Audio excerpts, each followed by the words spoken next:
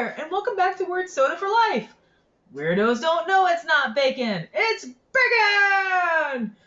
That's right, we've talked about it, and here it is, bacon soda. And if you don't know what that thing I just did was from, I don't know if y'all remember that bacon strips commercial where the dog roams around the house and then this owner gives him bacon strips and he's like, it's bacon! And it's very much not. You know, that was a better anecdote in my mind than it was now. Oh well. Anyway, I hope I'm not begging for the soda to be better. But honestly, I probably will be. I've lost a lot of hope on these sodas because with the exception of the sweet corn soda, all of them have been mediocre to bad. And so I'm hopeful, but I'm not optimistic. So let's talk a little bit about bacon because this is again a Lester's Fixin' joint. So like. Anyway, so would you believe bacon was actually created in China? By 1500 BC, there's evidence that the Chinese had invented bacon, which, heck yeah, me and my Chinese ancestors here for it.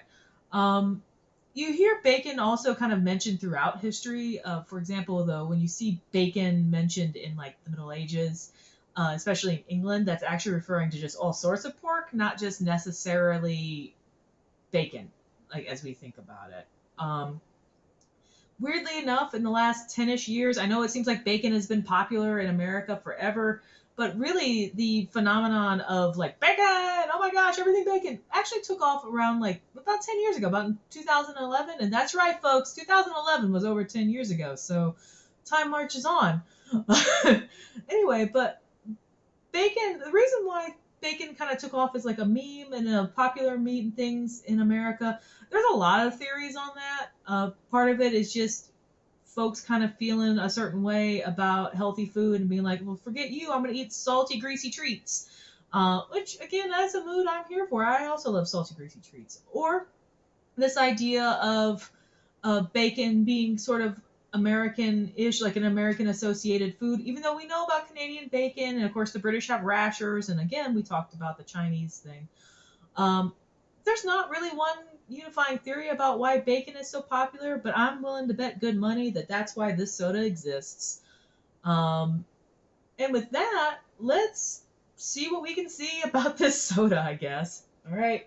Are you a twist top? Yes. All right, here we go. It's in a brown bottle, which is intriguing to me. You know, all the other ones we've had have been in like clear bottles, so we could see the color of the soda. I guess intriguing is not the right word. Maybe alarming is a more detailed word. So let's see. Oh, I don't. Oh dear. Okay.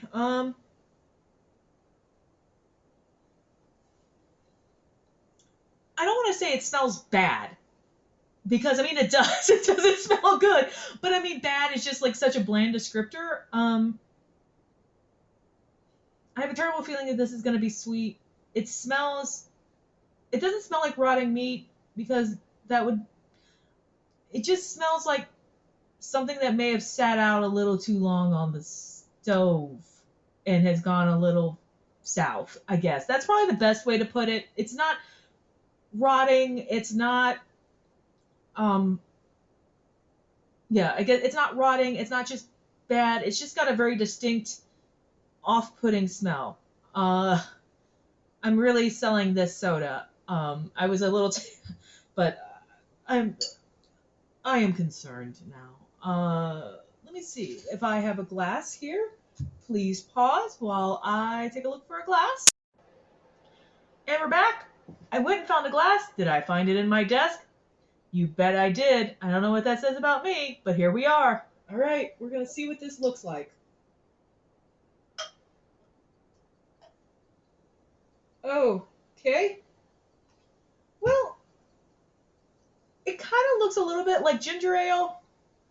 Again, if I saw brown meat like this just hanging out, I don't know if I'd necessarily eat it, but, you know, do it for you, channel watchers. All right. Oh, God. Yeah, okay. I do not like that smell. Down the hatch.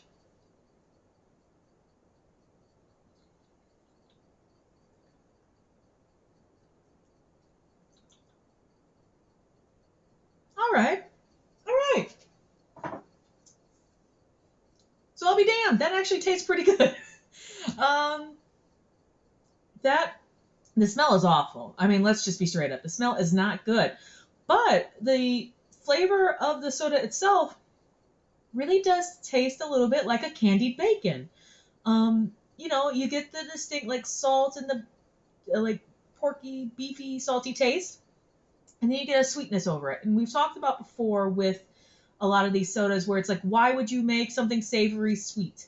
Or why would you make something salty sweet? See, again, olive soda drink and turkey and gravy soda and all that stuff.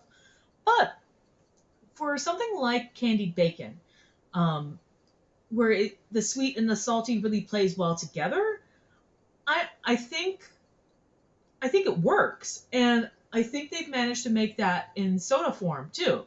Um, but again, that smell was really off-putting. I did not like that. But this was really tasty. Like the sweet, well, okay, so the sweet corn I'd probably go out and seek again. I talked about that before. I'm not necessarily sure I would seek this out again, but I mean, if it was on the shelf in the store, I might pick up another bottle because, unlike the other ones. You know, 7.5 out of 10, I guess, if we're having a scale. I don't really like to do scales, but I guess 7.5 out of 10. So for hierarchy, you've got like sweet corn, bacon, literally everything else. Well, I guess butter and literally everything else. But not bad. Not where I thought that was going to end up. I was ready to be disappointed. Next week, I'm going to pivot a little bit away from the Lester's Fixins. Lester needs a break. So do I. Porter, on my official soda procurer, or one of a few of my official soda procurers, hooked me up with Dr. Brown's Celery soda. Dr. Brown, of course, is a soda that you commonly find in delis and things like that. The Celery, is it technically a food soda? Maybe, but you know what? It's my channel, and I'm allowed to take a quick soda break to tie into another soda that may not necessarily fit the theme. But we're gonna try that next week. Until next time, drink weird, and weirdos don't know that this actually is good. Good job, Lester. You finally stumbled on something. See you next time.